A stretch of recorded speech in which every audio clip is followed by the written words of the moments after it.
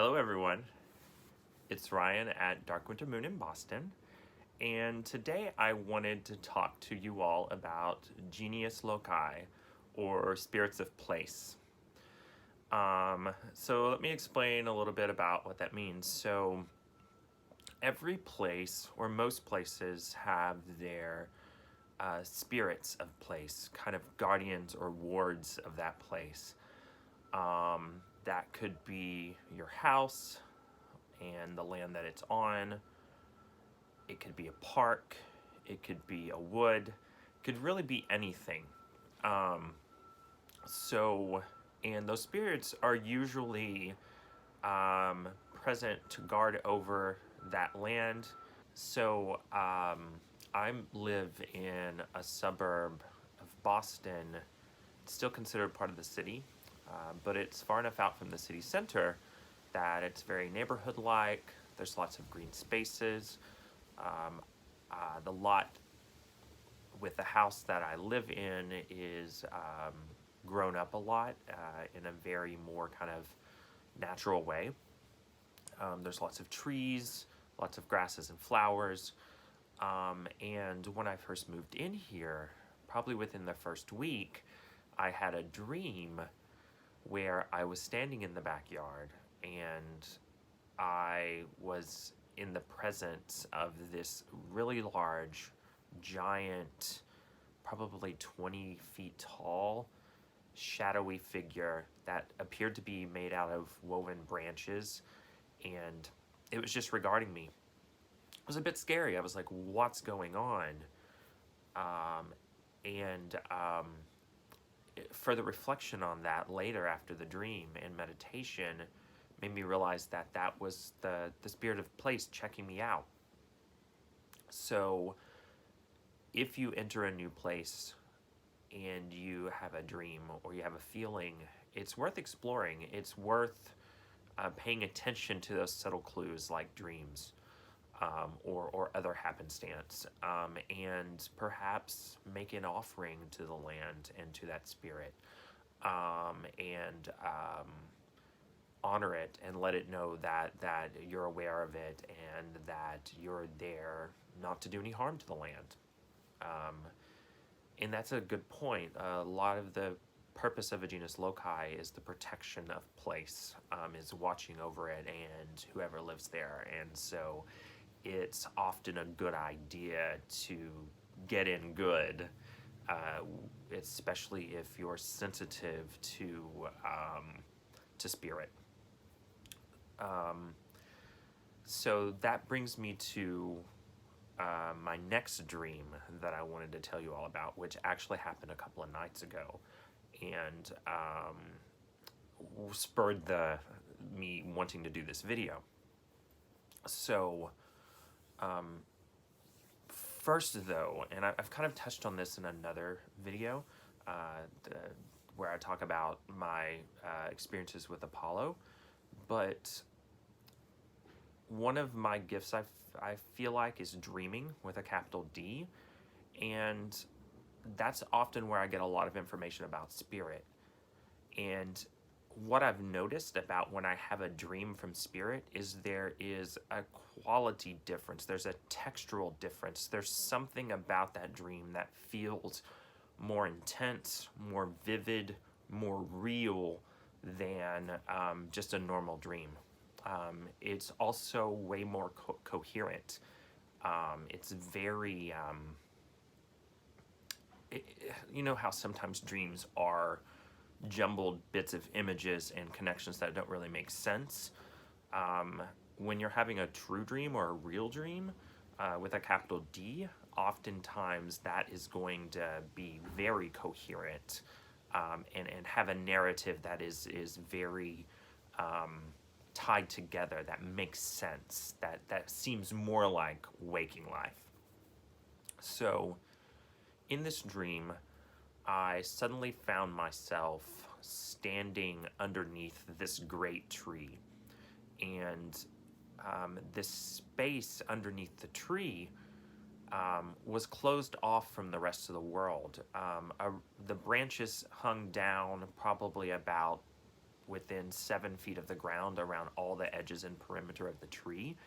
And growing up from the ground were bushes and vines and tiny trees that were seemingly woven into the bower of this tree, making a great room inside, a great domed space. And I remember standing and looking at the trunk of the tree, and over my left shoulder, I was aware of shadows passing and the sound of traffic as if cars were going by, and the shadows looked like cars. So I got this sense that I was standing in a space that was very close to urban life and traffic and cars, but yet completely separate in its own way, and also hidden from the perception and eyes of most people. And so in front of me was the trunk of the tree. And if I looked up into the branches in the bower, all of the branches seemed to be really thin and finely woven together, almost like wicker. And covering the floor of this space was, it was as if that these little branches, some of them had fallen out of the tree and created kind of almost a carpeting. And all around this space were tables and chairs, and some of the tables had like domestic things on them, as almost as if I were in a kitchen or a home. And some of them had these arcane, unidentifiable devices and objects on them as well. But I didn't really get a clear idea of really what was there. It didn't seem to matter, because right in front of me, sitting beneath the trunk of the tree, or beneath the branches of the tree at the trunk, was this throne made out of the same woven branches as the tree itself. And sitting up on this throne was this being, and they appeared ageless and genderless. They had long, straight black hair with gray and white streaks through it. I think it was pulled back into some sort of almost ponytail or something, like kind of, I don't know, I can't quite describe it, but their hair was flowing, or was straight and down, and also pulled back a little. And they were wearing this sweater-like, schmuck-like object that seemed woven, and it was kind of a dusty blue-green, and they were wearing black leggings and black boots. And I immediately bowed very deeply to them and said, "My Lord." And they were regarding me with a very stern expression, but also very inquisitive. And they were asking me questions, and the only question I remember was, "What are you?" And I also tried to respond to them, and I started talking to them about, and I also mentioned this in a past video that I'll link here, about having some fairy blood. I'm pretty sure I do. And they almost seemed like they knew the answer to the question that they were asking, and they were kind of dismissive of my response. And as I was talking to them, I heard something rustling kind of behind the tree trunk over to my right, and kind of out of the corner of my eye, I was trying to focus on the beings sitting in front of me, and not be rude, because I felt like I was definitely in the presence of power and a being that should be honored and respected. But this rustling, I did kind of glance sidelong at it out of the corner of my eye, and I saw this wicker being rustling and kind of creaking as it kind of went about bustling and doing things in this space. And it was really kind of cool and like um, just weird a little bit because, I never would have thought of that. Like it just kind of was there. Um, and I get the sense that it was a servant or a helper of this being. Um, so it was definitely like green woven together like grass and reeds and branches and that sort of thing, and got the sense that it had some sort of eyes, but I couldn't really see that, and just it was moving kind of slowly, and really kind of one of those things where it was just not really concerned with me. It was just doing its thing and doing what it would normally do. Um, and so back to the being I was talking to. Um, Throughout the whole interaction with them, I felt like, or thinking back on it at least, I feel like there was a lot more going on than I can remember or could be aware of at that time.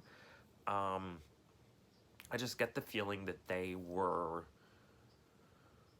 making contact with me to figure me out, to see kind of what kind of connection maybe we could forge. I don't know. I hope to contact them again and or make contact with them again. Um, I so the point of all this is that you can make contact with genius loci in many different ways. My primary way of doing that is through dreams and paying attention to them.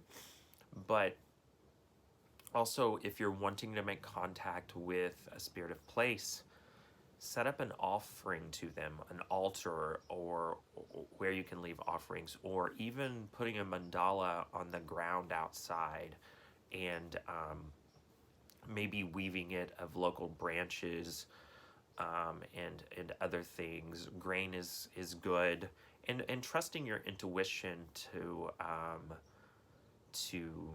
build something for them is important. And by doing that, by putting that energy into it, you will hopefully get their attention, and you will start seeing signs that represent that they have noticed you.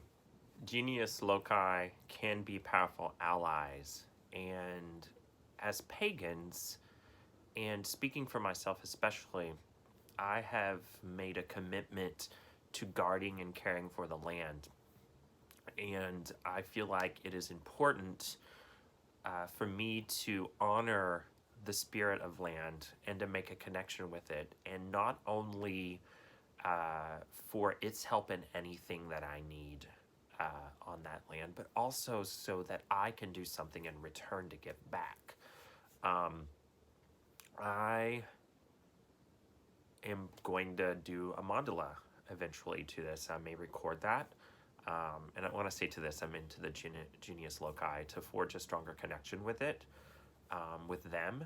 And also, I have recently lost my cat. He got out, and I'm hoping that I can form enough of a partnership with the genius loci so that they can help me find my cat. And that's just one example. It's good to have a solid and relationship with the beings that inhabit the place where you reside. Um, it's important to have allies, right? We could all use more friends, I feel like. At least that's my philosophy. So, yeah. So, to kind of sum it all up, um, when you're in a new place, pay attention to the signs, whether it's dreams, whether it's other synchronistic events, like maybe you keep seeing robin feathers on your ground, or maybe a pile of nuts that a squirrel has set up and that seems odd. Pay attention to those signs, and pay attention to your dreams, or other happenstance. Um, it's important to reach out and acknowledge spirit of place if you want to do so. Like I said, an altar or a mandala or some other way to honor them, offerings set out for the animals, those sorts of things. If you do it mindfully and with that intent of connecting with genius loci or spirit of place, then hopefully you'll forge a connection. And pay attention to the responses that come back. It's valuable to have those friendships. It's valuable to establish those. It's important to honor the land and the place that you're in, and develop and grow yourself, and develop and grow those connections. Well, I hope that this video has been informative and interesting. As my relationship with this genius loci progresses, hopefully I'll be able to do more videos on the subject. I'm new to it as well, so I'm exploring as well, as always.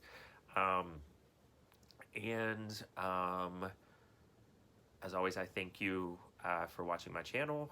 Please check out my Instagram at dark.winter.moon. Please also check out my website, darkwintermoon.boston. And as always, thank you so much. Have a wonderful weekend, and blessed be.